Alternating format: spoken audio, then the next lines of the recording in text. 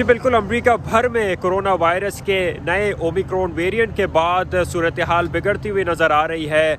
आप मेरे अक़ब में जो लंबी लाइन देख रहे हैं, ये तमाम के तमाम लोग कोविड टेस्टिंग साइट्स पर मौजूद हैं और अमेरिका की रियासत इलिनॉय में मैं इस वक्त मौजूद हूँ और यहाँ पर ऐसी मुतअद्दिद टेस्टिंग साइट्स जिन पे अब से चंद हफ्ते कबल ही कोई रश नज़र नहीं आता था, ना आवाम नज़र आती थी, लेकिन अब सूरत हाल ऐसी है कि आप यहाँ पर दिन में किसी भी वक्त आएँ, यहाँ पर लोगों की लंबी कतारें मौजूद हैं। ओमिक्रॉन वेरिएंट यहाँ पर बहुत तेज़ी से फैल रहा है, इसकी वजह से दफातर में, एयरपोर्ट्स में भी लोगों की शदीद कमी का सामना है। आज ही सिर्फ अमेरिका भर में 1000 से ज़ायद फ़्लाइट्स कैंसिल की गई हैं, जिसमें लोकली और स्पेशली यूरोप से जितनी भी कनेक्टिंग फ़्लाइट्स है उनका है। ये सारे लोग खुसूसी तौर पे जो मौजूद हैं, इनमें ज़रूरी नहीं कि इन सबको कोई ना कोई शिकायत हो या कोई ना कोई सिम्टम हो। ये जो ओमिक्रॉन वेरिएंट है इतनी तेज़ी से फैल रहा है कि अगर किसी में सिम्टम नहीं भी है तो उसे भी जब वो टेस्ट करवाता है तो उसे कोविड पॉजिटिव आ। अलबत्ता एक बार फिर अमेरिका भर के अस्पताल जितने भी हैं उनमें भी जगह जो है वो गुंजाइश से